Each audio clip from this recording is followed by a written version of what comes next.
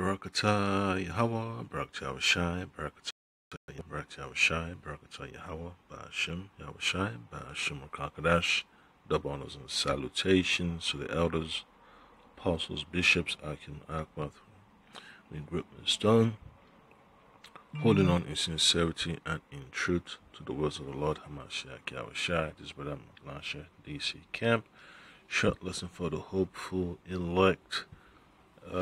This lesson is basically about the preparations of the Lord, how the Lord has set things forth for our people, right? The nation of Israel, consisting of the so-called Negroes, so-called Latinos, and so-called Native Americans, all right? So the Lord has already set in place our path towards salvation, all right? The sweet and the sour has already been established, and we just have to live through it, go through it, get the experience through it, okay? And there is no other way, all right? It's Yahweh Shai's commission upon our lives as we move through this world, all right?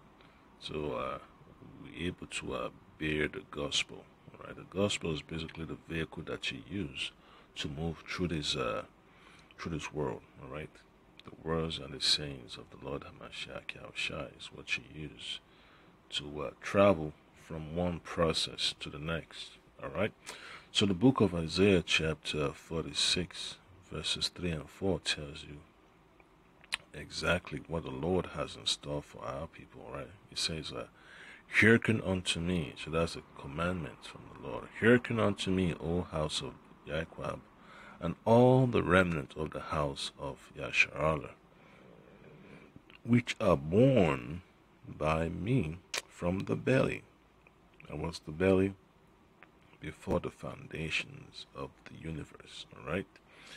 Which are called from the womb, before the Lord created time and space and all that. We're already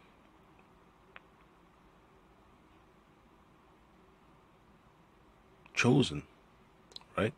We're already chosen, and that's the easiest way to explain it. We've already been chosen by the Lord to be His people, to be the elect of the nation of Yasharallah, all right?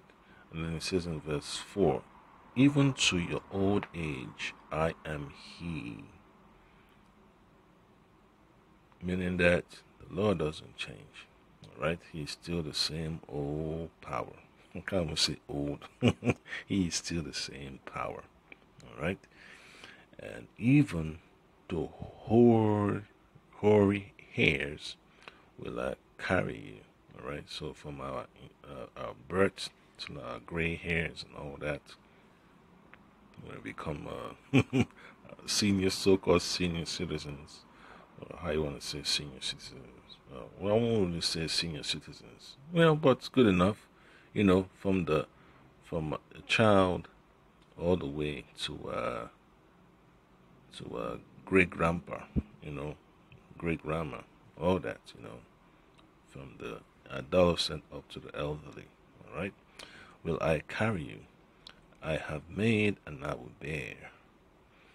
Even I will carry and deliver you. And that's all that the Lord promised to our forefathers, Abraham, Isaac, and Jacob. That there's always going to be that opportunity that is everlasting for us to remain in the good graces of the Lord. And that's Lord Hamashiach Yahushai. All right? That's what we're hoping for. So you can't really deny what the Lord has set in place for us to take advantage of. All right? This is all we have to live for. All right? This is exactly what we need. You might not have much physically, but what you have spiritually is what really counts to the Lord. All right? And that's how you're able to stay focused, grounded, and balanced in this truth. All right, you know how to navigate through this chaotic world that our flesh has to live in. Okay, so when you read the book of Jeremiah, it's just another example you have to account for. Jeremiah chapter 1, verse 5. What does it say? It says, "Before I formed thee in the belly, I knew thee, and before thou camest forth out of the womb, I sanctified thee and ordained thee a prophet unto the nations." Yep. So you cannot escape that proclamation. Let me just say declaration of the Lord. All right. So whatever the Lord has chosen for you to do is exactly what you're going to be attached to. It doesn't matter what you've gone through, the flesh, your background, all that stuff. It's irrelevant. Whatever the Lord has said you are going to be a part of is what you're going to be a part of. So you can't fight. You can't fight it. Resistance is futile. Yeah. So hey, for the Star Trek fans, so we're basically on the Star Trek journey. The Israelites, men of the Lord, going through this journey. The gospel is moving around the galaxy. Among the stars. So it's a beautiful thing, man, to know that the Lord has set forth His servants, the prophets, to preach the word throughout the nations. All right. So we cannot ignore the intentions of the Lord. It's for His message to be heard. All right. And those that were ordained to hear will hear, and if they were also ordained to keep it, they will keep it also. That's all it is. The hearers and the doers, that's the main audience of the Lord. All right, the sheep of the Lord's pasture are the hearers and the doers. All right, just like the Lord, the shepherd calls the sheep and he tells them it's time to go eat. You gotta go eat. Calls them it's time to go home, go chill in the shed. Winter is coming and all that stuff. Yeah, it's time to go chill in the shed, get some rest, all that stuff. It's time for the walk. All right, they understand the commands. So those are the hearers and the doers. All right. So you cannot avoid what the Lord has ordained for you to do. All right. If you're a man of the Lord, you cannot ignore it, man. The Lord is not going to allow you to rest until you perform His will. That's the way the Lord operates, and every man of the Lord can attest to that. Okay, so I'm going to get Galatians chapter 1.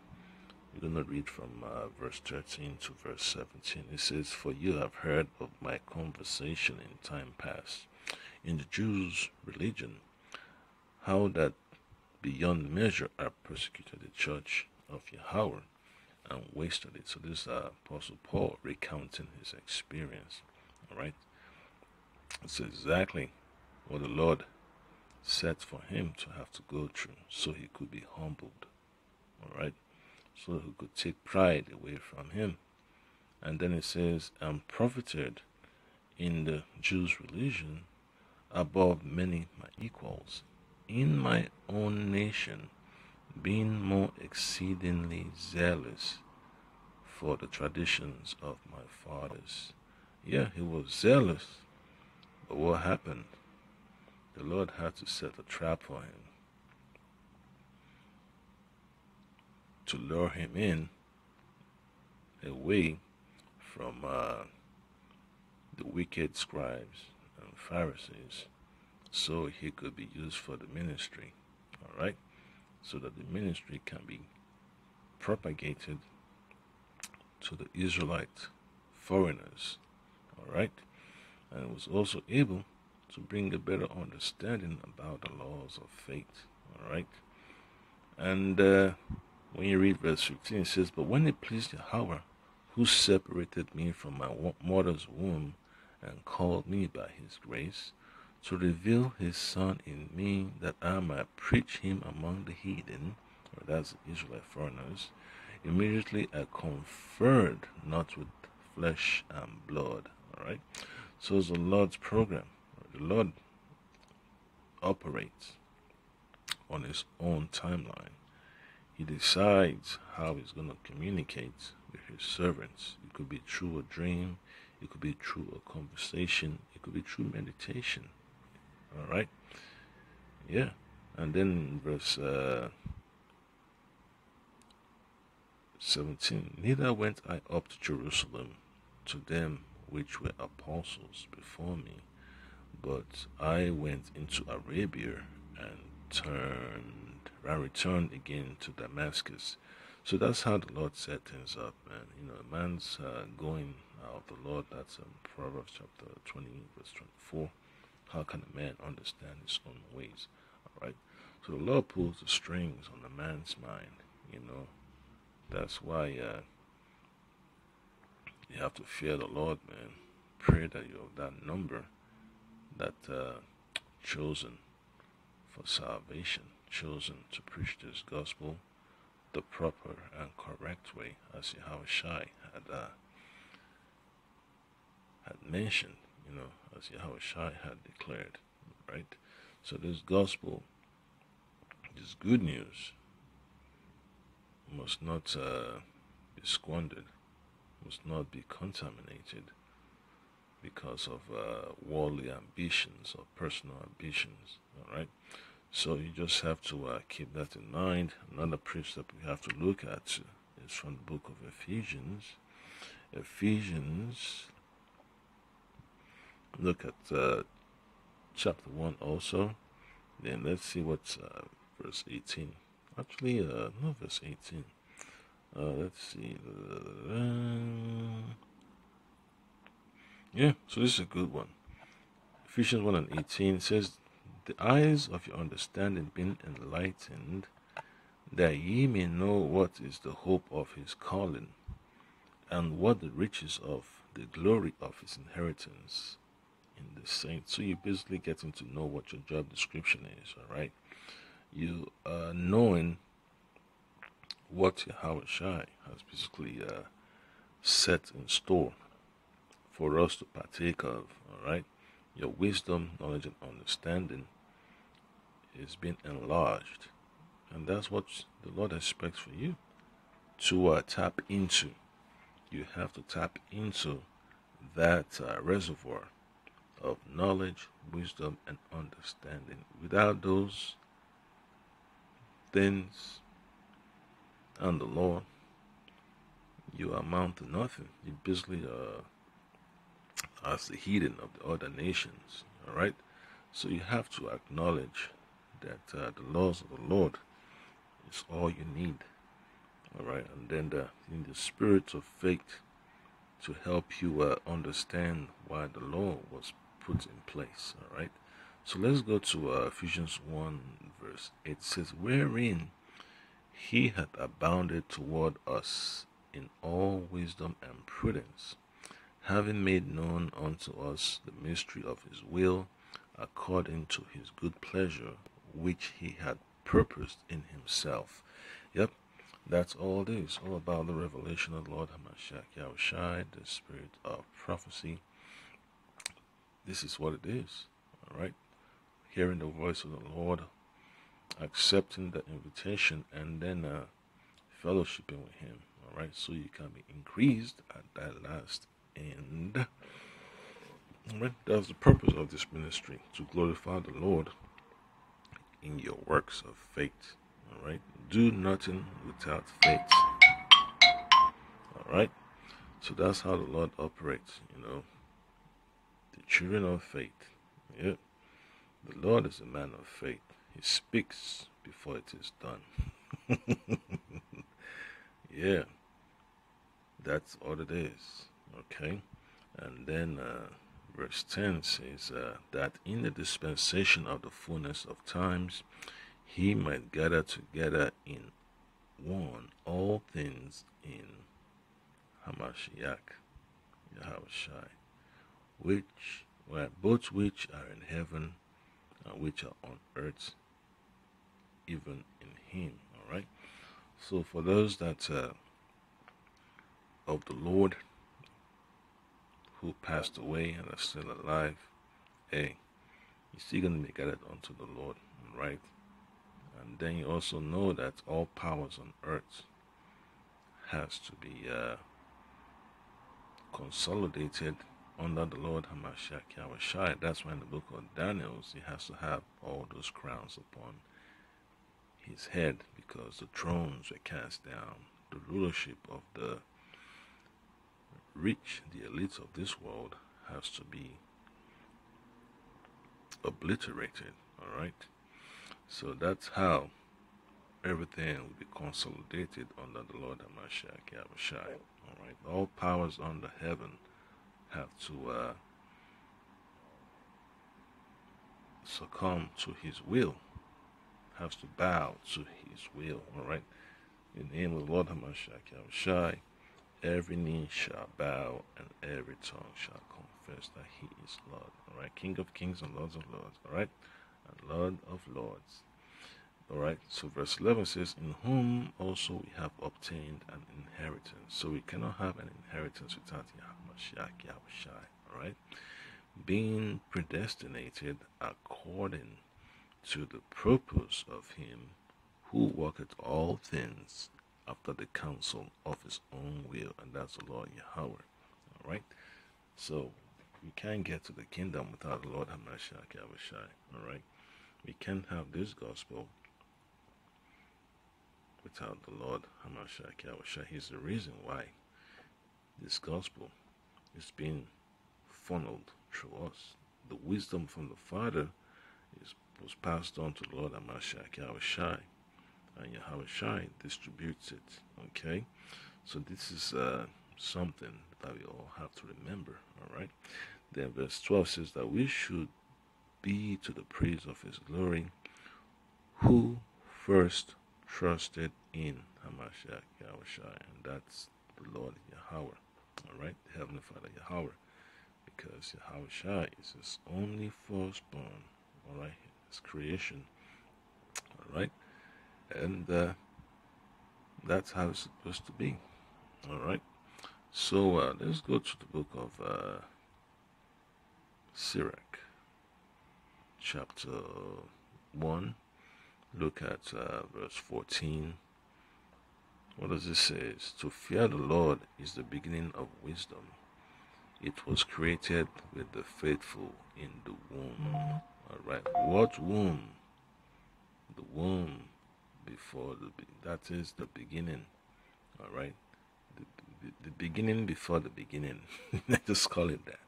Right. Before the Lord said, let there be light. Yeah, you were already in position. All right. You were already on the blueprint. The blueprint came before the utterance of the commands, to call for light out of darkness. All right. Sirach chapter 1 verse 14. To fear the Lord is the beginning of wisdom, and it was created with the faithful in the womb. All right. So that's how we get wisdom. We have to reverence the Lord. All right. That's the foundation. All right. That's the rudimentary aspect of staying grounded in His truth, the fear of the Lord. Okay. And another precept we want to look at is from the book of Acts, chapter 9. Just see how the Lord did a number on the Apostle Paul. All right.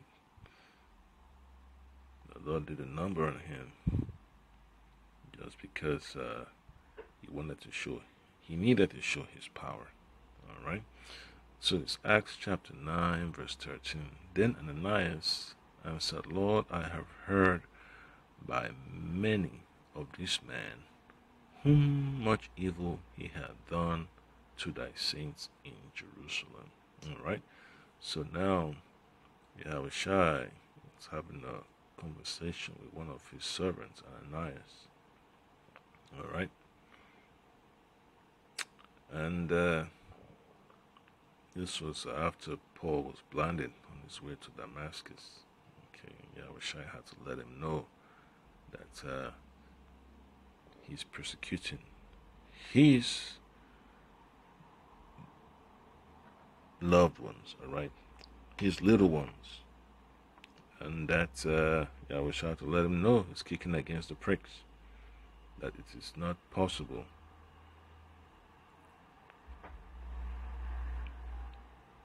to overcome